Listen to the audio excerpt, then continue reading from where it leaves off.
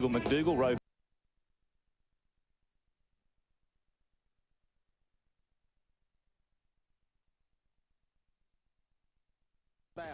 Peter Brock in second place, Larry Perkins up to third, Glenn Seaton, what a charge, now up to fourth, and Thomas Mazera in fifth place.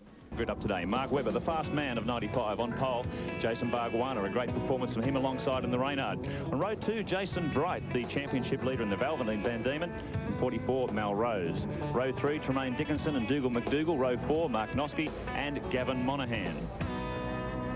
Row 5 is Adam Moore in the Swift, Tim Grant in the Adjup Van Diemen, Rod Green behind them in the Van Diemen, and Paul Stevenson alongside him. Car's ready now, and that car there, Jason Bargwanna, a 7-year-old Reynard, as we welcome Neil Crompton, and I'm sure you'd say that's quite an outstanding effort. It's a tremendous performance from Jason, and it just goes to show how important driving skill is on this circuit and how important setup is when you're trying to get a car right for this tricky track. Revs rise as they await the start. This 12-lap contest. Holding them for a long time there, but Jason Bargwanna, you could see him looking at the starter, and he did a tremendous start there. Great reaction time from the Reynard driver as he leapt off the second position on the grid and down toward the carousel for the first time. A great pack of cars here, 28 in all. Very quick in qualifying as they shuffle through up toward the back part of the circuit for the first time. And it's Bargwanna in control in the old Reynard. Second place, I think it's Jason Bright and Mark Webber pushing his way up to third. And we've had drama here. There's cars all over the place. Most of them are recovered. We've got 2 sitting there. Yellow flags are waving, and hopefully they can get them out of the way before the pack comes around for the second time. Bargwanna, Bright, Webber, then Melrose. Great performance from Melrose too. He's former production car champion, having his first year in Formula Ford competition. Taking him a few rounds to get up to speed, but a very quick time in qualifying.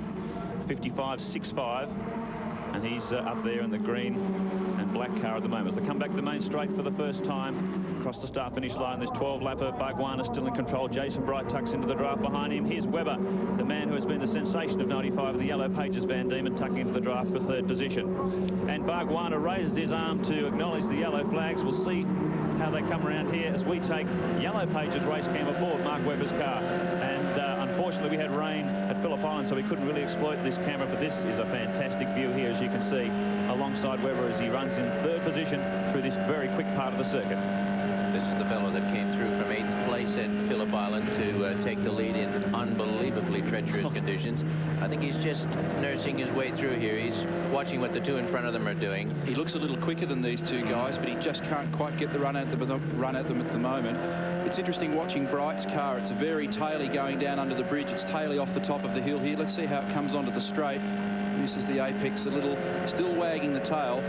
But you're nothing between these first 3 guys. You're a former single-seater man, Neil. How accurate is this a reflection of open-wheeler racing? Whoa! Well, this is exactly what it looks like from the driver's seat, and that's a brilliant angle. Jason Bright really deep under brakes there. Oh, and Webber's popped the wheel up on the outside. Jason Bargwanna's car, you can see quite graphically, he's damaged the front suspension there, and Webber is out of the race.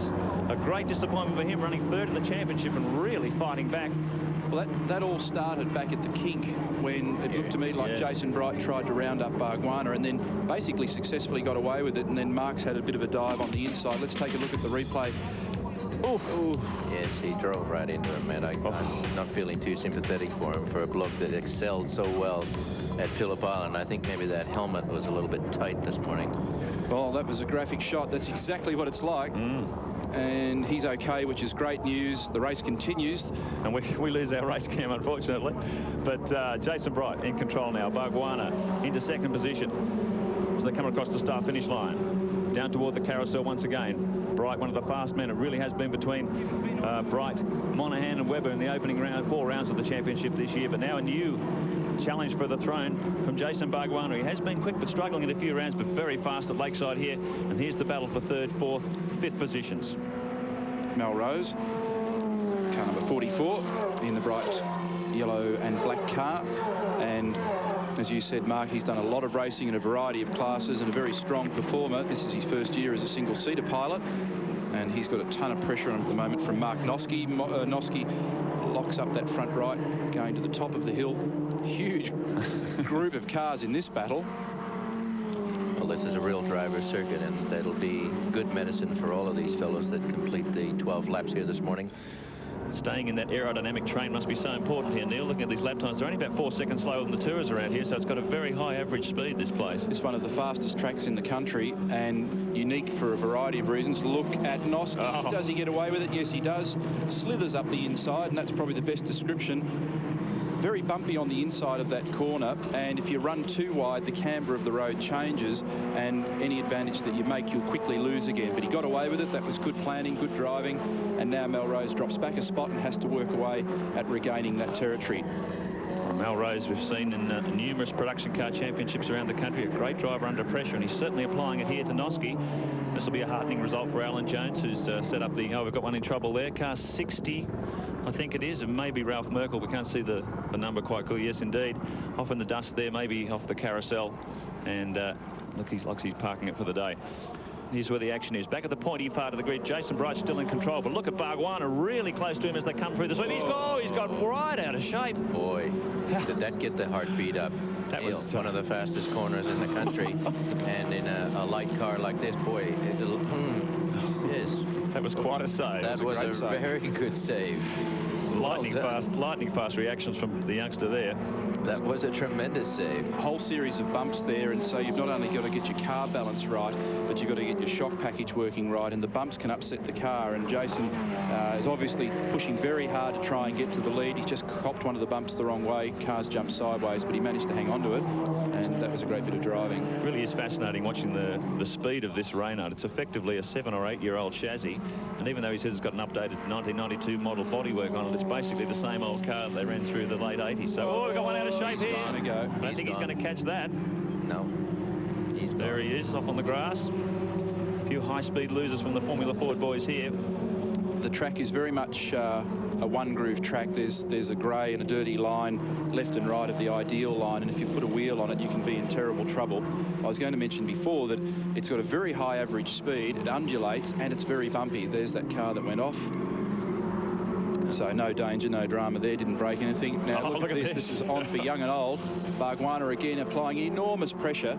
It seems like Jason's car is very, very loose, very oversteery, and now he's having to drive defensively. He sneaks down the inside of the road going into Hungry Corner just to cover his tracks. On the last lap up through here in the Valvoline car, he's very sideways. Well, we're past half distance that time around, lap 6 of this 12-lapper. And these two guys, no doubt the fastest blokes on the track. They're both operating in the 55-second bracket. Everyone else is in 56 seconds. So they really have got the setup here at Lakeside today. 2.9 seconds the gap from Bargwanna, and he takes a run down the inside. Very neat overtaking manoeuvre there. Used the aerodynamic advantage and snuck past Bright. Nice clean overtaking manoeuvre there, but Bright will not give up without a fight, let me tell you. He looks like he's got that car working well over the bumps. If you look at the lead car, it just seems to track a little bit better over the rough stuff. I think he really wants to win this race. He got a very, very good start. He definitely took Webber off the line. And to have a lose like he did a lap ago and still have the intestinal fortitude to keep fighting on, I think he's doing a very admirable job. Another one off, car number 5 this time, and that's Cameron Partington. And minimal damage, but he's out of the car and okay. Looks like there's more than one involved in that. 2.3 seconds the gap now back from Bright to Noski in 3rd position. So Noski closing the gap on this leading two. Here's Noski now coming under fire from Rose. That hasn't backed off for the whole race. The shame about losing the race cam on Mark Webber's car is that it gives a really graphic indication of just how much a Formula Ford car slides. And it's difficult to paint the true story sitting in here, but boy, they work hard. If you go and watch these cars on the circuit, they slide all over the place. They're all on a control tyre. It's a Dunlop tyre, and this scrap rages as Jason Bright tries everything to get around Jason Bargwanna as they come off the top of the hill. A big descent here back onto the pit straight, which is the longest and only straight on this circuit. that you can stay on for more than 3 seconds. He comes Sort of relaxed for an eye blink. He's side by side as they come up to the kink once again. They will go to this corner side by side. Who's going to give in? He's on the inside for the carousel. He's probably better placed. He's lost it. Bargwanna gets pushed sideways there. Jason Bright, very smooth overtake manoeuvre, no lock brakes. Actually, that was extremely courteous on the part of both drivers. They gave themselves a stack of room, and it appeared to me as though Jason Bargwanna was actually kind of looking across and thinking, well, yeah, okay, touche, nice work. I'm surprised that Bargwanna was able to escape that wheel rubbing with Webber, seeing the damage on Mark's car. See, Reynard seems to be continuing without any damage. Noski, this is the battle for third and fourth, just behind the leaders there, you can see. And back there in fifth and sixth, Monahan and Stevenson having their own battle. So it's broken up into 3 groups of 2 in this vital 5th round of the Ford Care Australian Formula Ford Championship at Lakeside today. Let's see now, Bargwanna. He got served up last time. He ducks out. They'll go side by side through the kink once again. They're not afraid of doing this. Learned a lesson from Bright last time around. I'm going to get the inside here. It's making my hands go sweaty. I can't imagine being on the outside in that kink. I haven't had trouble on the inside. Don't even think about it. Not a lot of room for mistakes there. Last lap of this. As usual, Formula Ford producing great racing. Repeated lead changes, and Jason Bright is going to do everything going down into Hungary. The car's momentarily two-wheeling. Bargwanna to the defensive inside. Bright on the attack up the hill. Bargwanna again looking in his mirrors, just trying to fumble the guy that's on the attack, and if he can just hold his ground here, he will get away with it. It's a car length as they rush down the hill for the final time. He really needs Bargwanna to make a mistake here, doesn't he? Yep. Don't think he's going to do that. It's going to be close. He's going to tuck under the gearbox of the Reynard. One last try as they come up toward the start finish line, and Bargwanna. One hand off the wheel at a time, please. Mark Noski for third. Bargwanna has won it, and boy, isn't he happy about that. They're about to go. Let's see if we can slip down to Mark Osler on the grid and talk to Alan Grice, who's back in action today in the Pinnacle Commodore. Indeed, Wilco. Dick Johnson's a bit further ahead, as he normally does here at Lakeside, but another Queenslander, Alan Grice, honourable member for Broadwater. Boy, this is unfamiliar territory for you this year, isn't it? Oh, you find good National Party people everywhere, Mark. Spreading like a virus. Tell me how you're expecting to go in the race today. Very good qualifying effort. Can you repeat it in race trim? Yeah, I'm very confident of the race trim, but we're a couple of races away, really, from having the sort of package that we want. We know how to get it. We know which way to go. But this race is always very much to survive. So we're looking to survive the first 39 laps, and then the first half of the next 39 laps, and then get stuck right into them, because you have to keep some good tyres to come home with. Thank you, Gricey. You've hit the nail on the head again. Tyres. It's going to come down to tyres here at Lakeside today. Full field of 21 for this 5th round of the Australian Touring Car Championship. John Bowe on pole position, sharing the front row with Glenn Seaton for Peter Jackson Falcon. Second row, Peter Brock in the 05 Mobile Commodore. Car 17 alongside him, Dick Johnson for Shell FAI. Then Alan Jones, the second. Peter Jackson entries on the 3rd row, shares that with Thomas Mazera for Mobile Commodore. Larry Perkins is on the 4th row with Wayne Gardner for Coca-Cola Commodore. Row 5, Alan Grice. We just heard from Alan in the Pinnacle Commodore. Mark Scaife for Winfield Racing. Keep an eye on him today. Neil Crompton on row 6 in the number 7 Coca-Cola Commodore, shares that row with car 25. Tony Longhurst the Castrol Falcon. 7th row, Jimmy Richards for Winfield Racing and Trevor Ashby for Lansvale Smash Repairs Commodore. Paul Romano, Bap's son in the Holden Commodore BP, is on the 8th row along with David Attard in the Alcare air conditioning car. Mark Larkham for Mitre 10 is on the 9th row with Kevin Heffernan. The 10th row, Phil Ward, also in a Commodore, along with John Trimble in the Daily Planet Falcon. And on row 11, on his lonesome, is Neil Shembry in car number 36.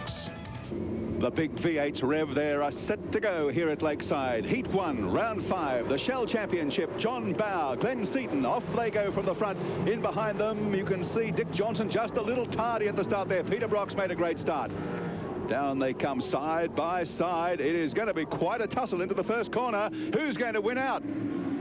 Yes, John Bowe has done it. Peter Brock has slotted into second spot in front of Glenn Seaton. Then Alan Jones, Dick Johnson, Thomas Mazera in behind them, and they've all got through safely in that first corner. As so often happens here, Wilco, a tremendous tyre battle ahead of us. These guys have gone for all sorts of different compounds and constructions to try and combat the high tyre wear here at Lakeside. Should be fascinating as the races unfold.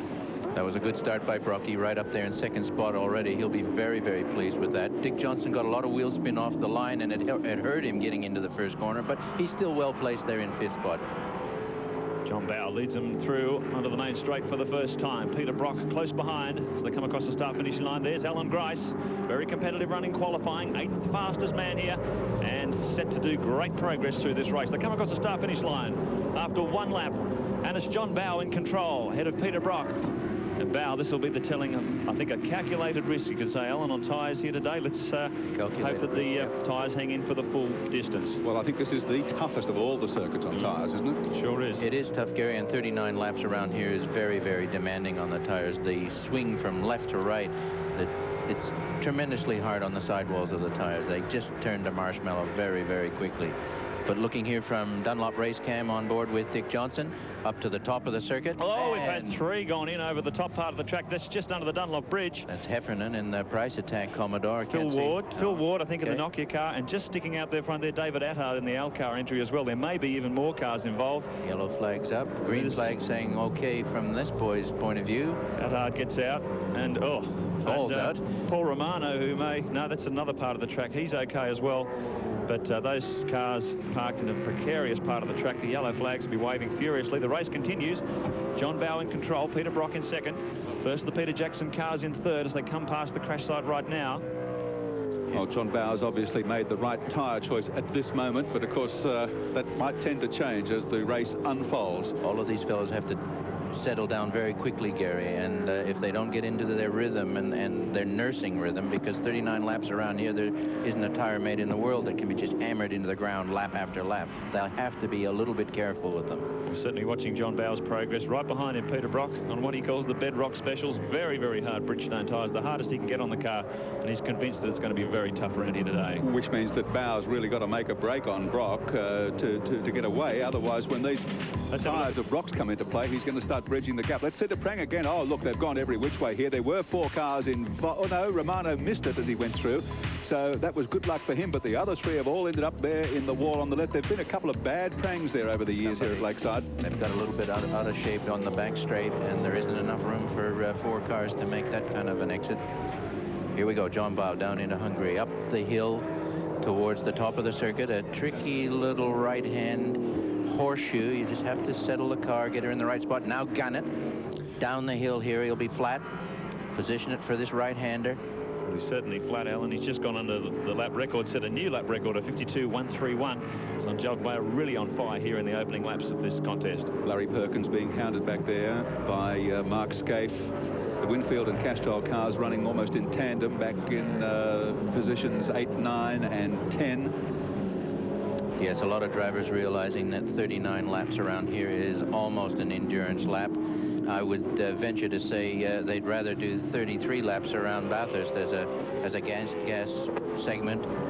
This is going to be tough. What you're saying is that Larry Perkins, Mark Scaife are quite happy to be where they are at this moment. I think they're just getting themselves psyched into the long-distance event here today. There's Paul Romano in the pits, the privateer running on just a shoestring budget. Copped some damage, obviously, in that little tangle. We was lucky to avoid worse. Oh, that's a shame. He's out of the race, and Paul Romano... At least he'll run in heat 2, which the others won't. Yep.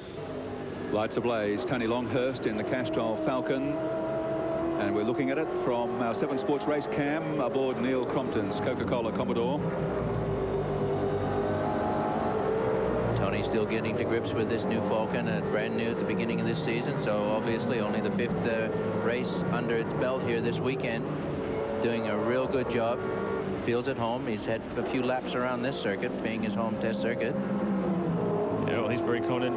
He ducks up the inside, does he? No, Crompton holds him out as they come out of the carousel. You couldn't get much closer than that, Tony. Right up behind the Coca-Cola Commodore. Lights ablaze and letting Crompton know in no uncertain fashion he's trying to push his way through. This is the battle for 10th and 11th position.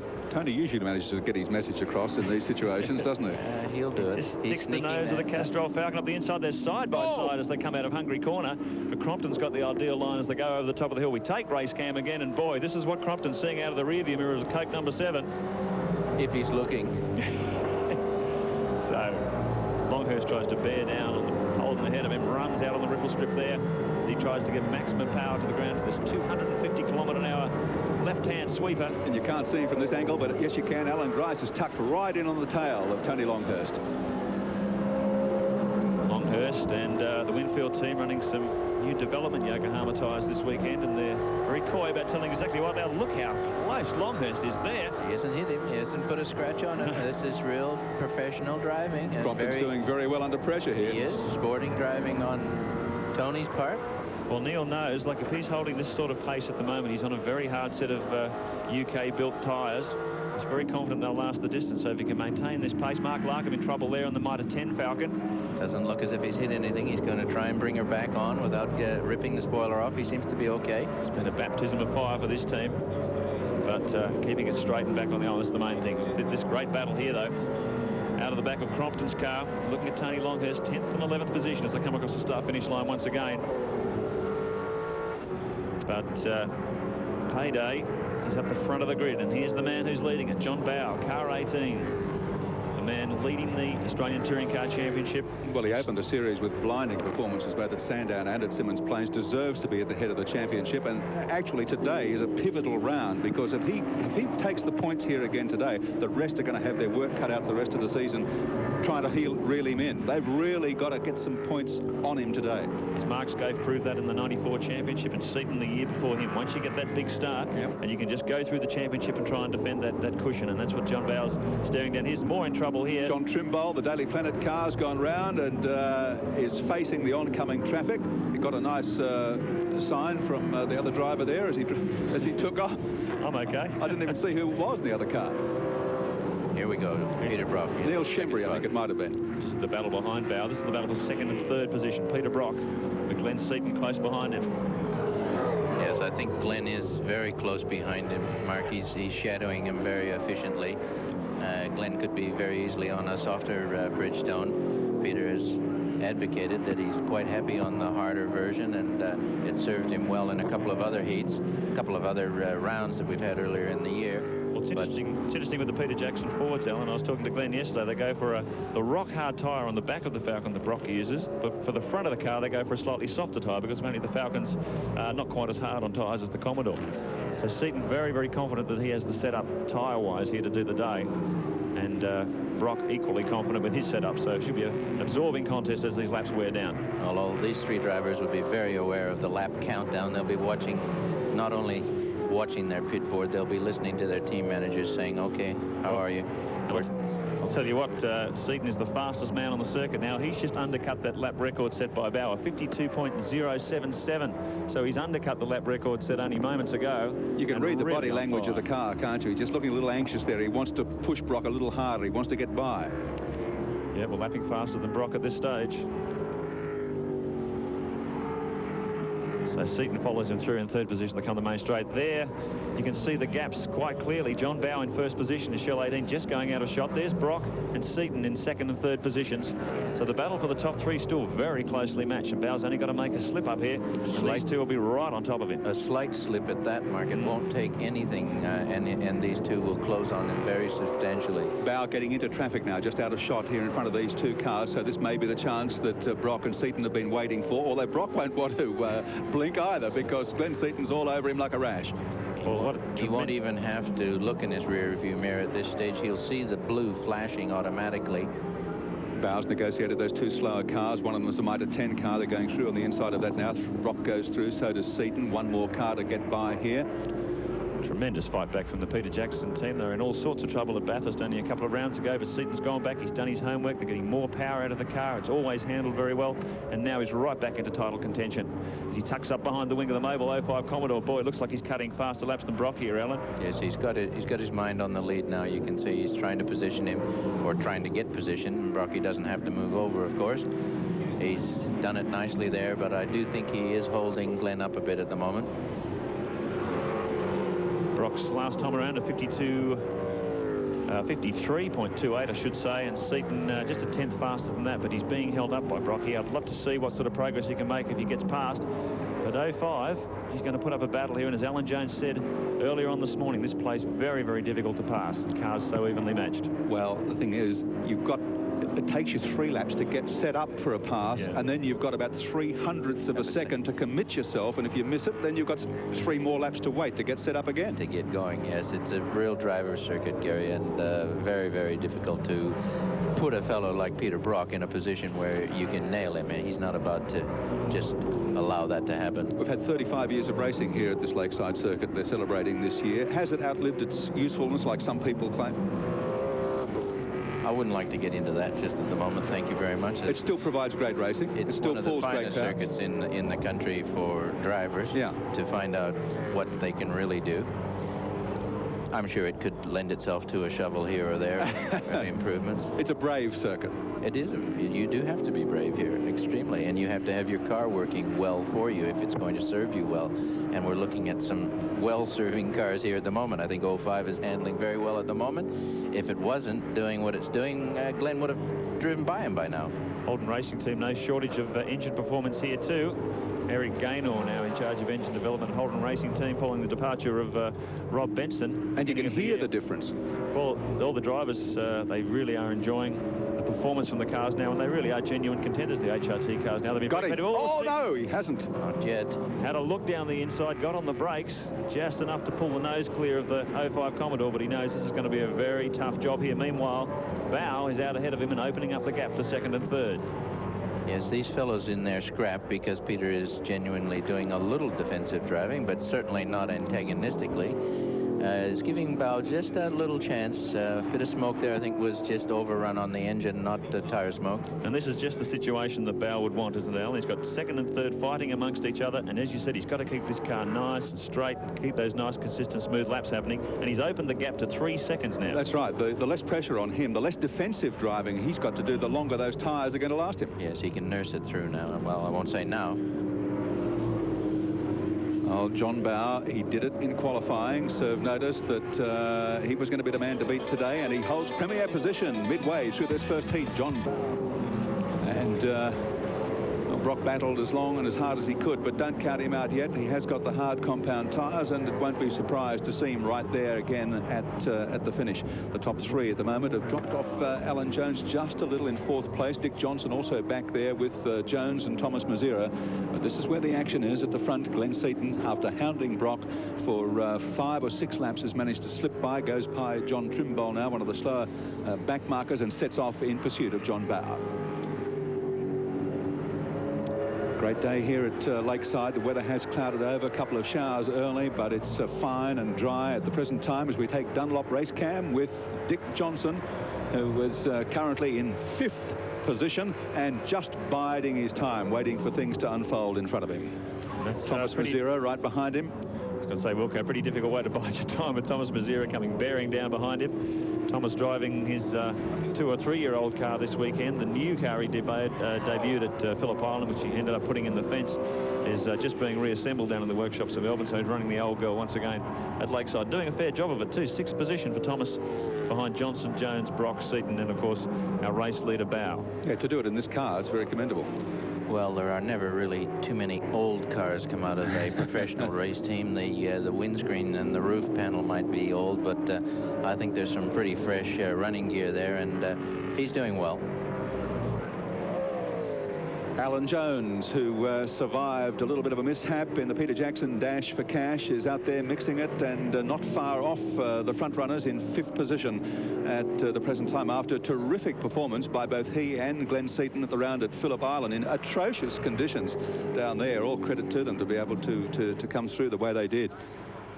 A fine team, and cars always tremendously well presented. They look a treat, as all the lead cars do, I might add, but particularly well-maintained vehicles, and no safety preeminent in the minds of the mechanics that nurse these cars. And there is a lot of nursing. People think that they're ordinary Falcons or ordinary Commodores drop down out of the sky here on Sunday morning. They aren't. These are $300,000 cars that every nut and bolt polished, x-rayed, double-checked, triple-checked, and preeminent in the minds of the professional mechanics is the safety of the drivers. And on top of that, the effort that goes into the presentation of the cars is vital, because this is what it's all about. This is the show. This is what gets the people in. John Bow still highballing in front. Heat 1, round 5, the Shell Australian Touring Car Championship. He is the leader from Glenn Seaton. There goes Glenn. Here comes Peter Brock in 3rd position, keeping a lookout now for Alan Jones in the 2nd of the Peter Jackson cars, holding down 4th position. The serene Lakeside in the background there. Here comes Dick Johnson. He is in 6th position at the present time, followed closely by Thomas Mazera. That's the way they stand on the track at this point. John Bow really has had a trouble-free, very comfortable, unpressured run in front, and that is exactly the way he wanted it to be. Dunlop race cam with Dick Johnson, and we're looking at Thomas Mazera in 015, the MobileNet Commodore, hounding him relentlessly as the laps wind down in this first heat, round 5 of the Shell Australian Touring Car Championship at Lakeside. Johnson's teammate John Bow continues to lead and lead comfortably at this stage from Glenn Seaton and Peter Brock, but we've got a real dogfight going on here. Yeah, Dick Johnson on the English-produced Dunlop tyres, just holding off Mazera there, and he's doing well. I mean, he's in the slipstream. He can fade off a bit there through the left-hand kink, not taking any chances there about getting unsettled, but closes again on Dick under brakes here for the right-hander in the carousel. But the Mobil 1 car going very well.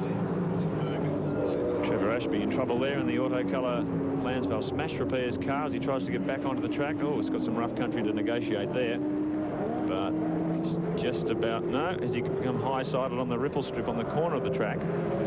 Oh, there, that's a difficult situation. That's a bad place to be parked. It's almost a, oh no, he's getting out of there. It's just on the approach, or the exit, I should say, from Hungry Corner. Dick Johnson and Thomas Mazera drive by. Meanwhile, at the front, 5 seconds the gap between John Bow and Glenn Seaton. A further 3.4 seconds back to Brock. Another over 8 seconds back to Alan Jones. And a further 6 seconds back to this battle for 5th and 6th. Bumper cam with Larry Perkins. Oh, no. Come on. Did you get a cigarette paper down between those two there, Al? Not too sure. I don't think anything more. Very, very finely judged pressure driving from Larry Perkins there as he just moves up so close to the back of the Coke Commodore. This is the battle for 7th and 8th position. Still in the top 10 here. Perkins trying to sneak past Gardner.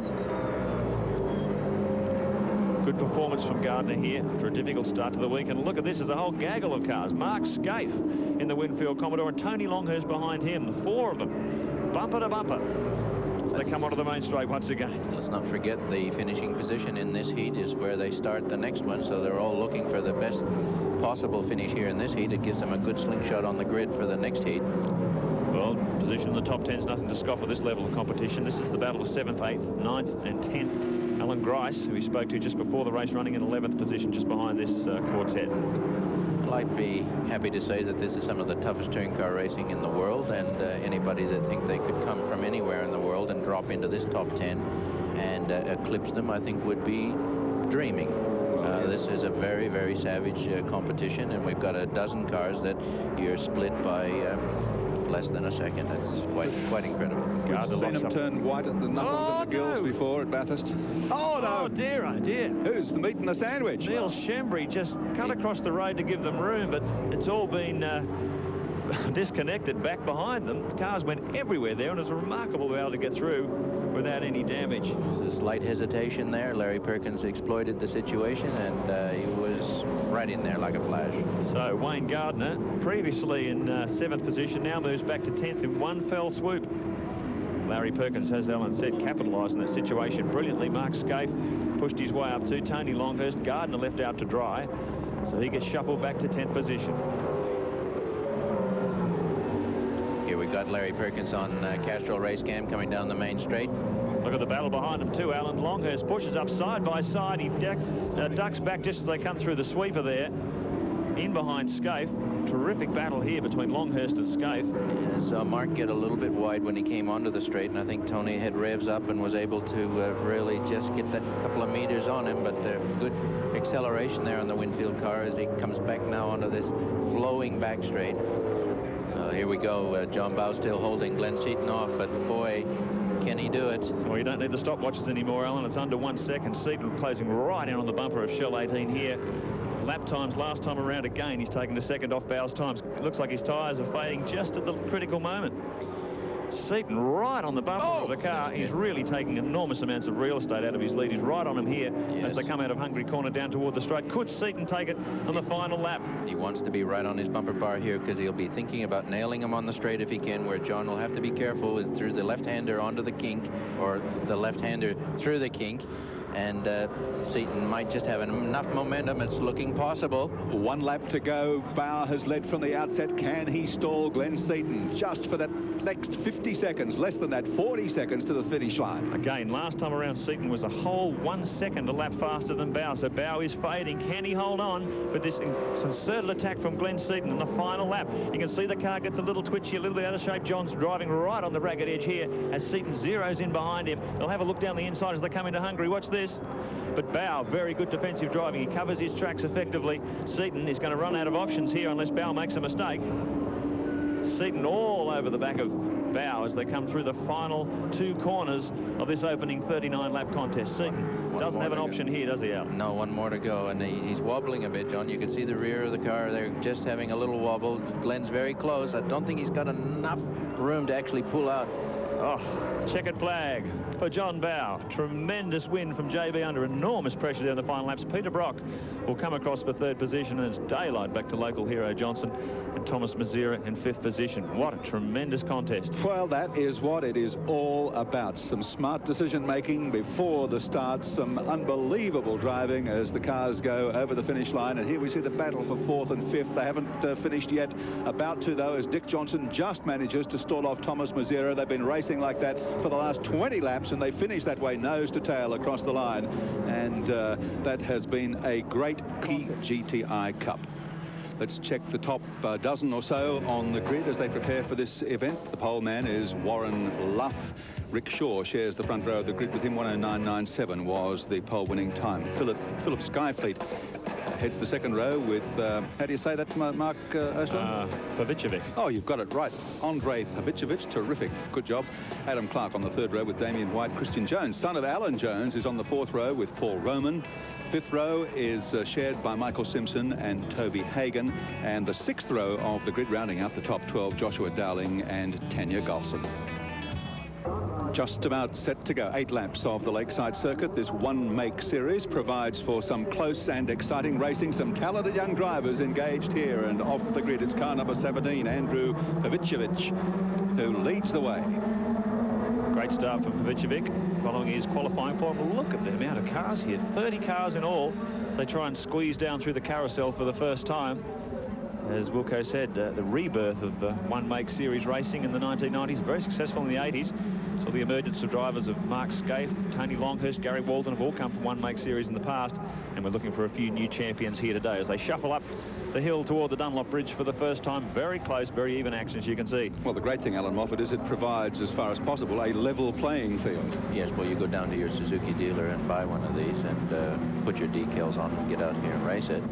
Good little engines. They're sustaining the pace here, and certainly a bit of sloshing around in the sun on this Lakeside circuit. There might be the odd one have a little engine worry with oil surge, but essentially a great little car that you can take off the showroom floor and get out here and run it. Pavicevic coming under increasing fire from Warren Luff, the man who qualified 2nd here yesterday, and a whole gaggle of cars follow them through, one behind the other, bumper to bumper, as they try and find some sort of advantage. There's Luff tucked in behind Pavicevic. Rick Shaw there on the left in 3rd slot. Come through the sweeper here. Obviously not quite as quick as a touring car looks through that section, but these are absolutely showroom stock Suzuki GTIs.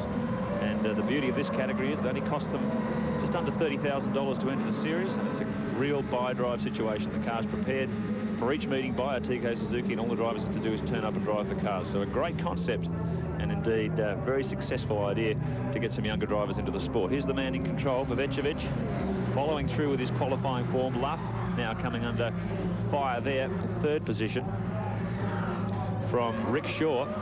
Looks like Adam Clark, car 32, is it? I think in 4th spot, yes. Look at Here's a go. Oh, look. Here's a go. Luff's been shoved on the inside there, gets the wheels up on the ripple strips, plenty of dust and grass flying everywhere, but holds his position, and Shaw goes right to the outside to see if he can pick up some advantage there. But Pavicevic coping with the pressure at the front of the moment. Look at the way Luff, and then Shaw just throws the car into the corner. to keep it on the island. His dad will have him out. Ian Luff will have the young son out to Warwick Farm tomorrow. Ian Luff, of course, Sydney-based advanced driving instructor, and no doubt given a few tips to his youngster here.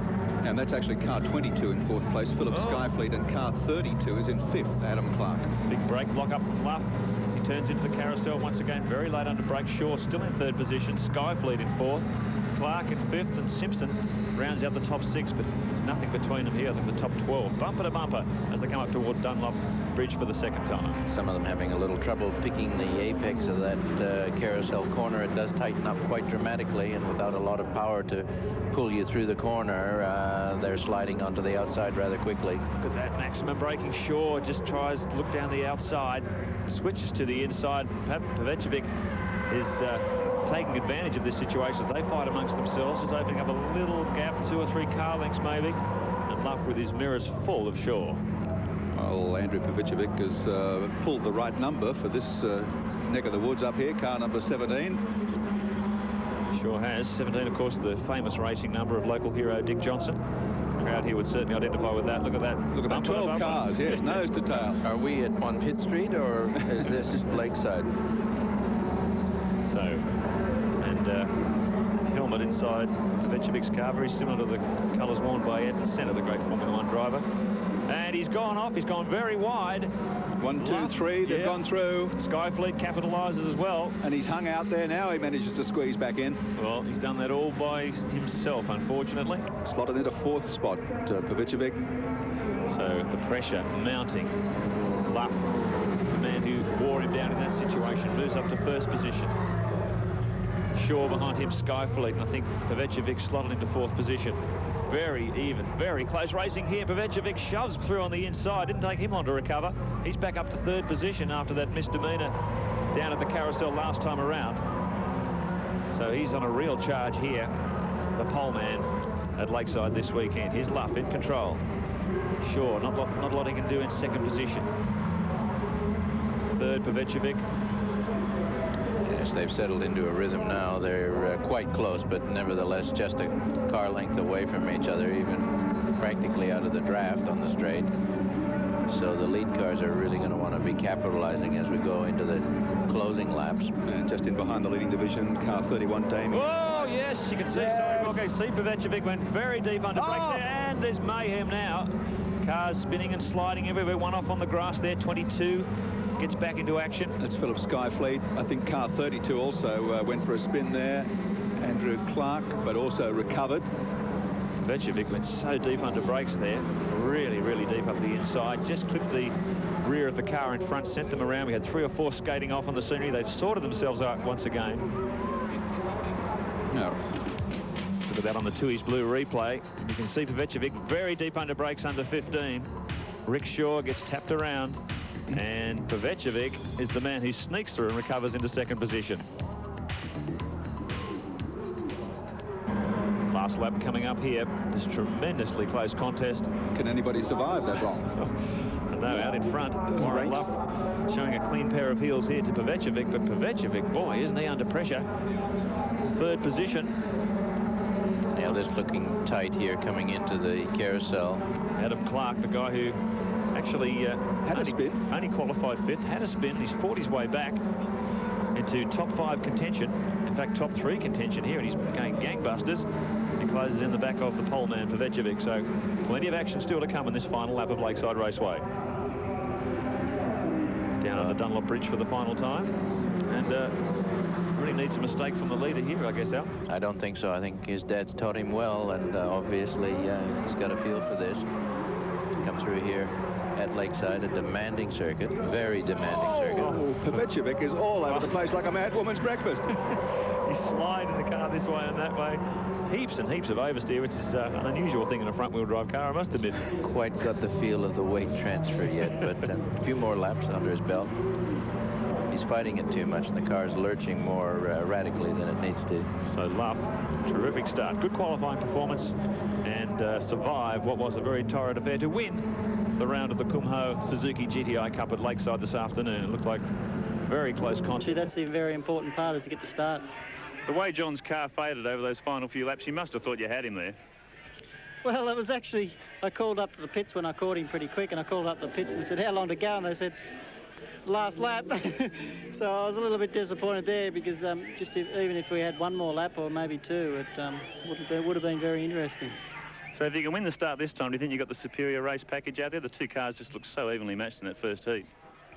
Well, it's hard to say. We're just really that's my plan, to try and get out in front and hold the lead, which, like I said before, it's very important to get that. And like you say, it is very even, but John's tyres did go away fairly badly in the end and ours didn't, so that's one good consolation we got up our sleeve.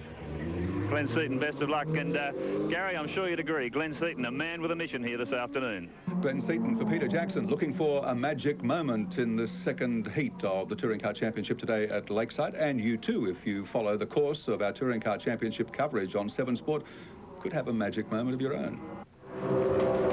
If you're a touring car fan, keep watching the Shell Series telecast for our Mitre 10 Magic Moments competition. Each round will nominate a magic moment, and on grand final day... Round 5 of the Shell Australian Touring Car Championship, and can John Bowe do it again, as he did in Heat 1?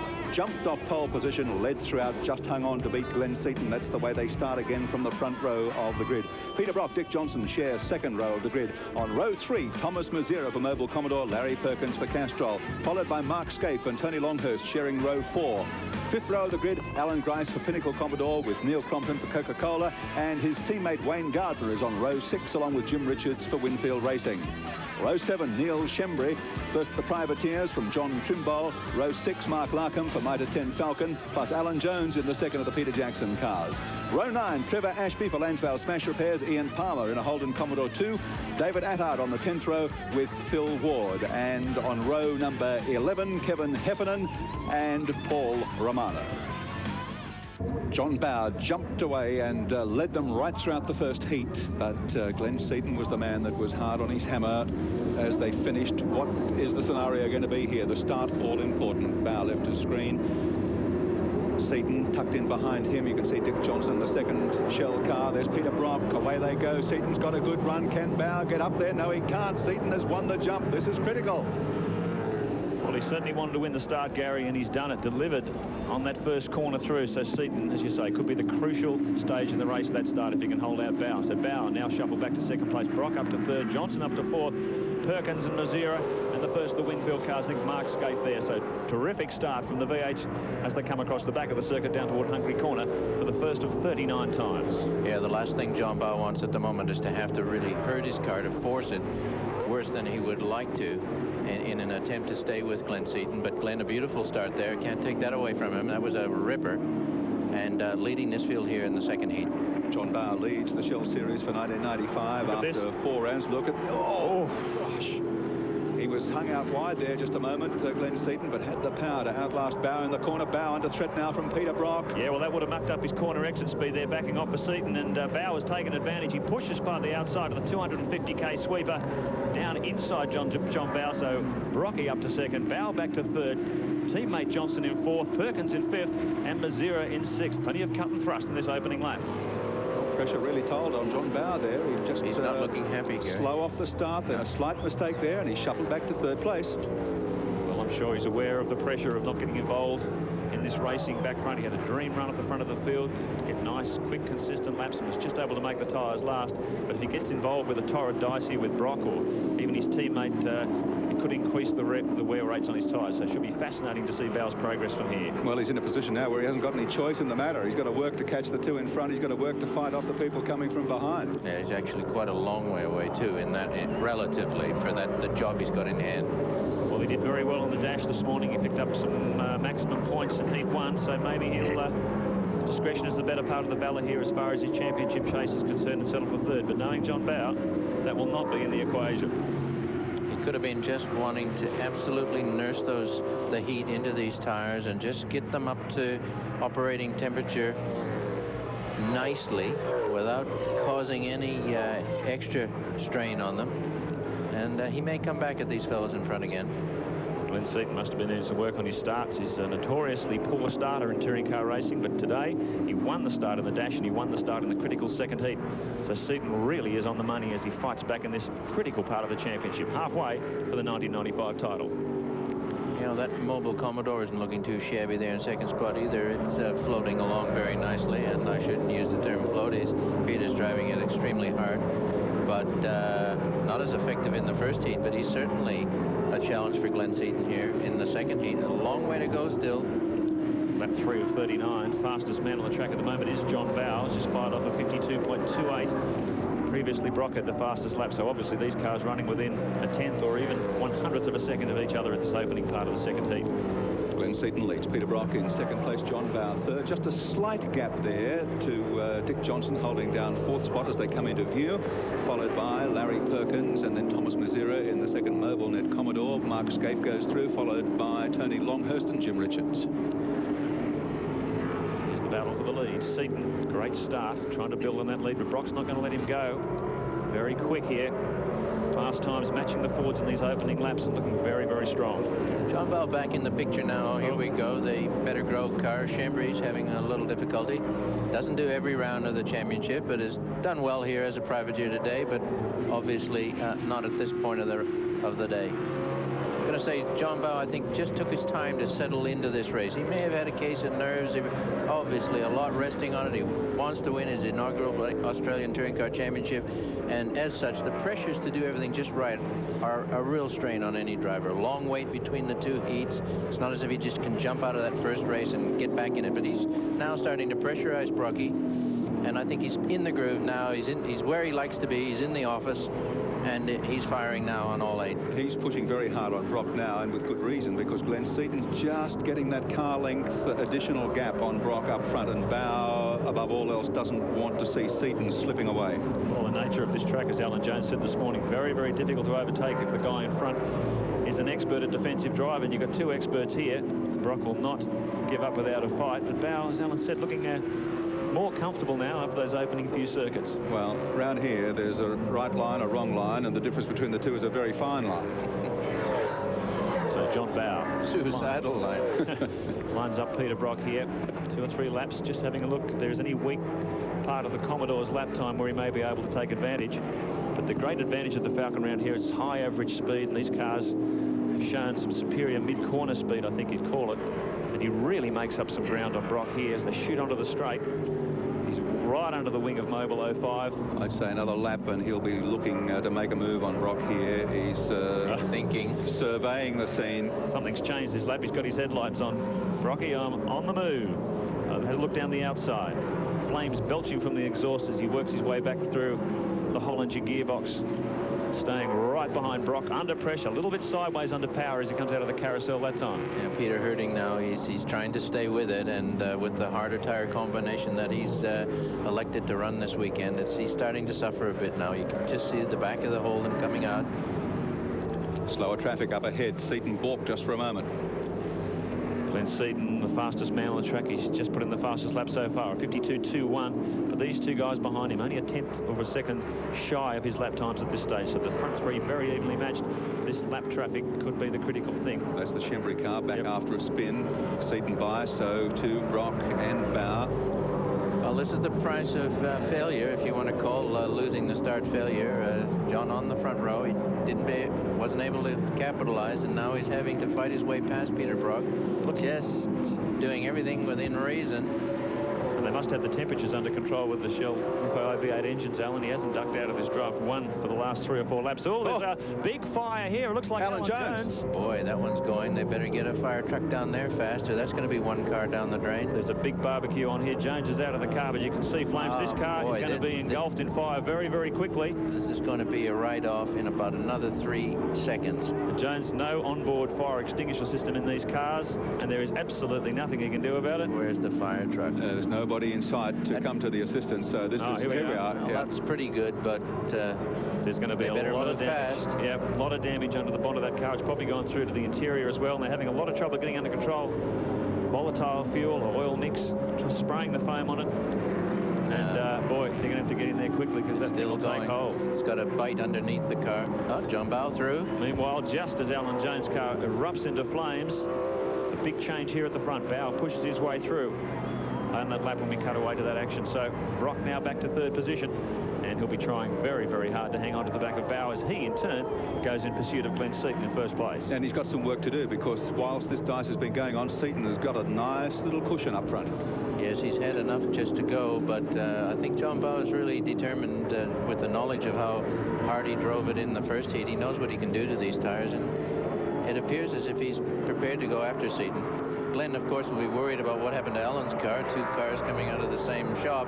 He'll wonder, boy, have I got the same problem? Look at this, just as you're talking, Alan. Brock, I don't know what happened there. Bow moved right over to the outside of the track, and Brock gave him a wave.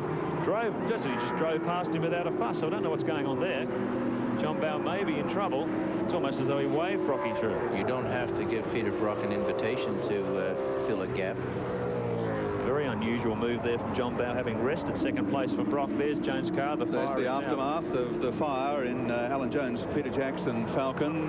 What a mess. Well, they got there just in time. Another few seconds, and that would have really been a nasty one. So Bow, unusual move there on the main straight last time around, but now coming back.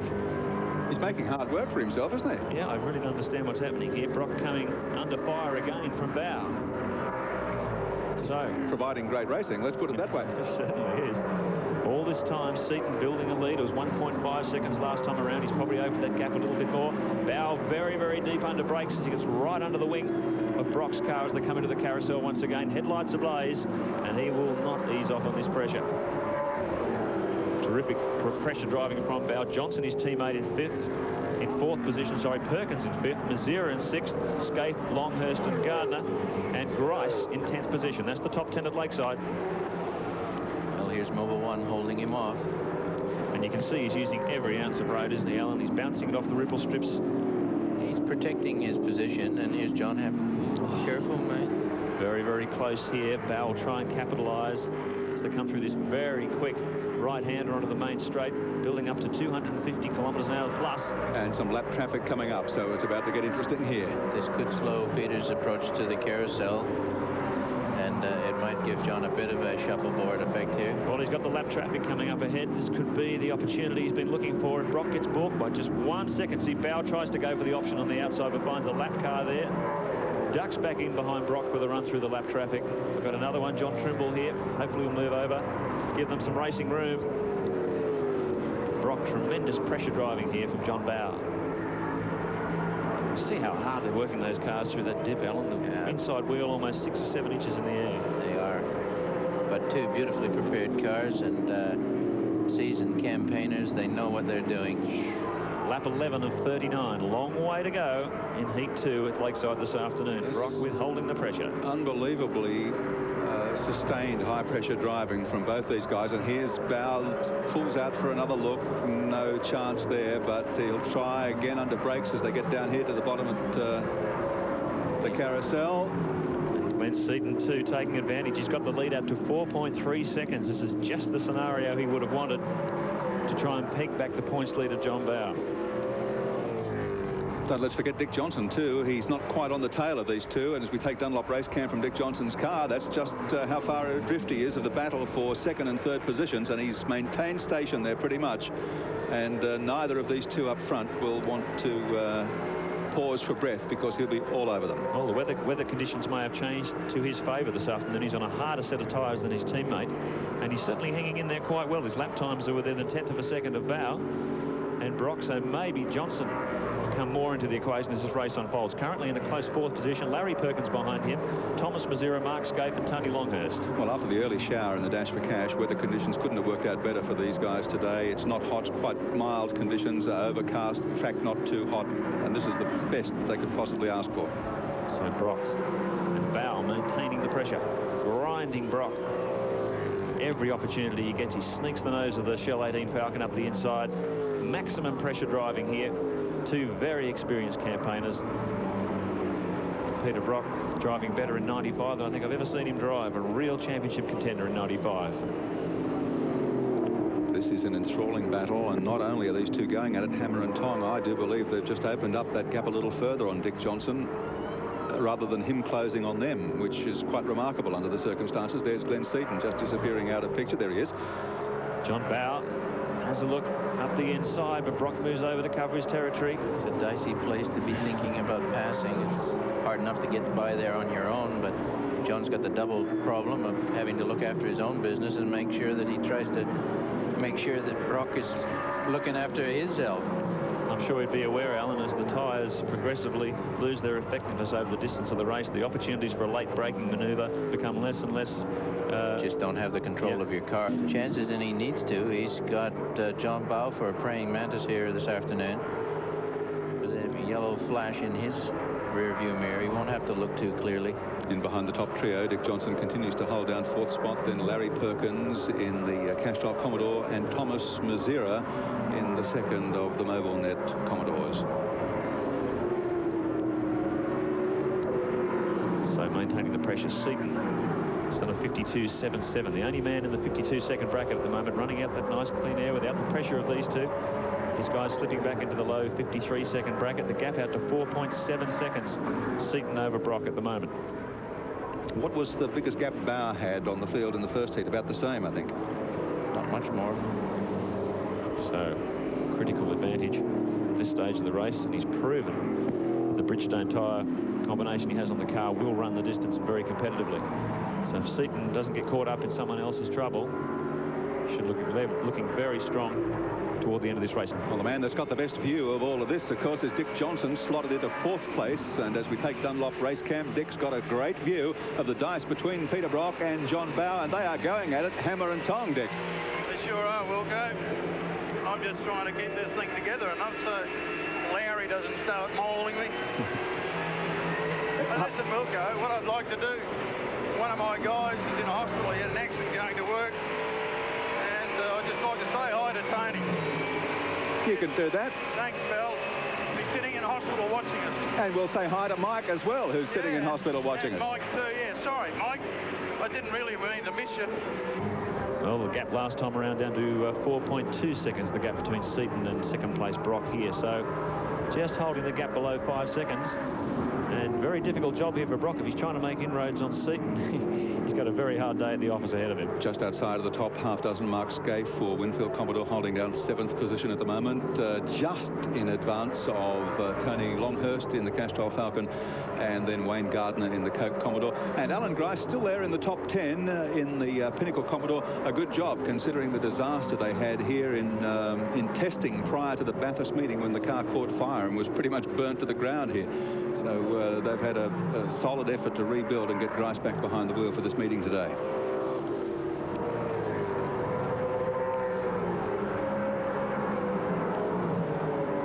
Glenn Seaton leading the race from Peter Brock, John Bow, Dick Johnson, and then Larry Perkins as we take Castrol race cam inside the cockpit with Larry Perkins as he wrestles this brute of a machine around Lakeside Raceway. And we go to our 2nd camera in the front bumper of Larry's car. There's Dick Johnson right ahead of him as he comes round the top of the circuit and prepares to line up for the long straight, which in fact is hardly straight at all here at Lakeside. And here we come down onto the main straight with Dick in front, starting to get to Decision City time here. This is one of the fastest corners. Larry just touching beautifully. You can tell the camera isn't bouncing around. I mean, I know we have good camera mounting and good engineering staff with 7 Sport, but that car is sitting extremely flat through this undulating circuit. Here we come through the carousel, up through the gears, down onto the back straight under Dunlop Bridge, which used to be very, very tight. It's been opened up here over the last couple of years, much safer. This one's nasty. A thud down into the corner, on the brakes, down this gearbox. He's getting Dick. He's getting him as we talk. Coming up on track, can't take him. Ooh, he's little indecision there from Dick, and Larry wasn't able to go too far out. I think Dick's in trouble. Yeah, look, here we go. Down onto the main straight now again. Maybe heading for the pit lane, Alan. No. Oh, he's still staying in there, but he's just been absolutely swamped by Larry Perkins. No, he has gone, yes. He's into the pits, Dick Johnson, so he's got a problem, and Larry Perkins moves up to 4th spot, and at the rate he's going to close pretty rapidly, I think, on Peter Brock and John Bow. So he's going on to another set of tyres, which is surprising. He went for the harder something combination. happened. As we were speaking, Larry closed dramatically on him, and he thought, well, I'm not going to persevere with this. He darted in. He had to slow down a bit at the carousel. Sorry, at the top of the hill. Everybody's saying we're ready, but the car has to go down. Thomas Mazira, as we take Castrol race cam, getting very, very close to the back of Larry Perkins' car. This is the battle for 4th, 5th and 6th position. You can see Mark Skate there in the Winfield Commodore #1 behind Mazira as they come onto the main straight once again. And Mazira really is in contention here to make a move on Larry. Great shot of the Holden wing there, sitting majestically on the boot of the Commodore. So he's whittled that gap down to be right behind the Castrol Commodore VR, driving the older 015 car after the damage incurred on the new one. Phillip Island gets very, very sideways as he tries to get the power down coming out of the carousel, and an off-camber turn, it really throws the cars sideways. Larry Perkins, cool, calm and collected here, holding off the advances of 015. Well, both these guys have got to protect their points position in the series, so you know, they've got to mount the best possible finish they can in this, and the people up front are starting to get a stranglehold in this race. So if there are going to be any movers and shakers, it's time to start moving and shaking. Absolutely. Thomas Mazira head down. This is a great shot from Castrol Race Cam, shows you. Good speed onto the straight there. You can see Larry initially getting away and Thomas creeping up in top gear. Little smoke coming out of the right front tire there as he goes. And oh, look, closes brakes there under brakes, doesn't he? Very good. Larry's exit speed onto the main Got him. Oh no, stuck his nose up there, but just couldn't quite make it. I think all these drivers today are driving so sportingly. They appreciate the value of the cars they're racing against, the effort that goes into them. And I can recall some days, many years ago, when you just didn't care about who you were driving against, and if anybody got in the way, well, it was too bad. And I really do compliment the way these fellows are driving in such professional manner and sporting manner, as far as I'm concerned. Glenn Seaton, race leader, and doing it fairly comfortably at this point. The gap, though, Wilco. Glenn looking very comfortable on his own, but the gap back to Peter Brock is down to 2.6 seconds of that's closing. Interesting. So he's just cut about 2 seconds out of it. It was 4 and looking very comfortable, but now it's under 3. And you can just see in that wide shot as Dick Johnson is coming up to be lapped by Brock. There's Brock in 2nd position, and John Bowe, headlights ablaze, just dropping back off Brock at this stage. And then there's another large gap here to this separate battle between Perkins, Mazira, Scaife and Longhurst, 4th, 5th, 6th and 7th. They sweep through here. Mazira giving it everything as he tries to get the advantage on Perkins' Castrol Commodore. Certainly nothing in it in this group of 4. And again, showing the competitiveness of the Shell Australian Touring Car Championship, where you've got this many cars where you could throw a blanket over them. Just superb competition. Well, Brock's done the right thing, getting away from Bowe just enough to take that pressure off him. And the gap was 2.6 last time around. We'll keep an eye on that for you. Here's the battle. Yes, Larry Perkins would like to be able to get away from Thomas Mazira, but he's sticking like glue, Thomas. Can't shake him. Two very similar cars, both VR Holden Commodores. And Mazira has more than a look down the inside, but he has to back off. No room down there. That'll ruin his corner exit speed a little bit. Larry takes advantage, but Mazira will be back on his tail, I'm sure, within a lap and a half. The Pinnacle Commodore is off and over the embankment. The door open. Grice is okay. About to get out of the vehicle. Bit of smoke, but no fire. I think he's okay in that respect, Gary. Oh, he's had a major lost something. Off, yeah. Might have lost brakes, but he controlled it. Controlled himself, at least. Lucky not to tip over there. It's at a very acute angle. Quite, yes, he was lucky he didn't go over 2 or 3 times there. Trevor Ashby is in 10th position. That's a good effort for the Lansvale Smash Repairs Commodore, because they do it a little bit tough when it comes to budgetary constraints, but they do a good job and always turn the car out looking superb. They have a little difficulty throwing the money at the technology to keep it up there with the front-running guys. To get into 10th position is a very commendable effort. Speaking of top 10, Wayne Gardner is in there as well in the Coke Commodore, but Neil Crompton just outside in 11th place at the present time. Hasn't been the best of weekends for Cromley as we take GIO race cam, but they'll get it together. They're working hard at it, and they had a few problems here during practice and qualifying yesterday. And the cars are running well, but they just need a few more horses to get them to the head of the field. Yes, well, that's a difficult job at any time. Engine development is not an easy game. If it was easy, everybody'd be doing it.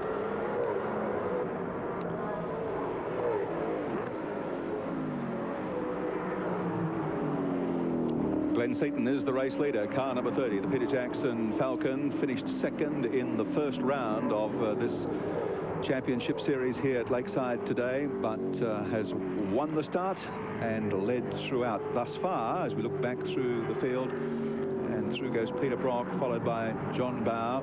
Dick Johnson, a lapped car there going through. And here is the dice for 4th, 5th, 6th and 7th. Larry Perkins, Thomas Mazera, Mark Scaife and Tony Longhurst. Look at the tremendous ground made up by Tony Longhurst. When we cut away from this battle, he still had a few car lengths to make up on Scaife, but now he's right behind the Winfield car. Headlights ablaze. Did you see that? Larry was on two wheels through there, and that's not the place to be on two wheels. These are motor cars, Larry, not Hondas and motorbikes, and I do believe that's getting rather exuberant. And last time around, the gap down to under 2 seconds between Seaton and Brock at the front of the field. So battles going on all the way through this heat number 2. Lap 37. Only got a couple of laps to go here. So it could all come down to the final lap. Scaife battling here. 6th position. Well, this is it. Dunlop, Bridgestone, Yokohama, everybody represented and everybody putting their best foot forward. Can't get much closer than this, apart from the fact that they're not chasing the actual leaders. Last lap, John Bow, then Seaton, Peter Brock have already crossed the start-finish line to complete the final circuit of Lakeside today. In this absorbing touring car battle, Tony Longhurst running out of options, trying to get past Mark Scaife's car over this final couple of kilometres. Last time around, the gap down to under 2 seconds, but Seaton looks fairly strong. Here's what will be resolved here. 4th, 5th, 6th and 7th. Here's the man looking for maximum points, though. Glenn Seaton, as the last lap winds down in this Heat 2, Round 5, the Shell Australian Touring Car Championship at Lakeside. And Glenn Seaton takes the checkered flag from Peter Brock. John Bow coming over the line in 3rd place. And that was a great effort by Glenn Seaton. I mean, he knew where the job had to be done. That was at the start line, and full credit to him. That's where he did it. He did a tremendous job. So, courtesy of our Shell race score, let's check the top 10 finishers in Heat 2 of this 5th round of the championship, and Glenn Seaton the winner, and quite comfortably, although the margin was only about 2 seconds, just over 2 seconds in the end from Peter Brock. John Bow, winner of Heat 1, filled 3rd place in the 2nd heat. Larry Perkins was 4th, Thomas Mazera in 5th. 6th place went to Mark Scaife, followed by Tony Longhurst, then Wayne Gardner, good effort to finish 8th. Jim Richards slotted into the top 10 in number 9, and pat on the back for Trevor Ashby in the Lansvale Smash Report. International Raceway this afternoon. The crowd had a fantastic day and the racing was very, very good. And in 3rd position today, great effort, Peter Brock. Thank you very much. Thank you. You're a popular boy here, Brocky. Very tough day today. You just couldn't match the Fords for pace, though, it seemed. No, there's no doubt that this track is one of those ones that does suit them. We had very good tyres from our friends at Bridgestone, and that showed up, I guess, in the 2nd heat. But through carousel and a few of the other bits there, I just had to concede a couple of car lengths. But all in all, Holden Racing Team, Mobile, the boys had a fantastic day, and I'm very happy to be part of it. Fantastic effort. Great. Peter Brock in 3rd position today. In 2nd, and indeed a very deserving 2nd, John Bow.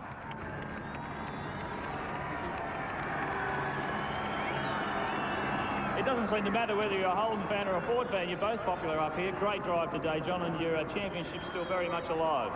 Certainly is, Mark. I was beaten on the day by a better combination. Congratulations to Glenn, a fabulous drive, and I'd like to thank Shell, FAI and Dunlop and the Ford Motor Company for providing me with a fabulous motor car and great tyres. Thank you. Great effort from John Bow, looking like a champion in 95. But the man who will take the garden today, a great drive, I'm sure you'll agree, Glenn Seaton.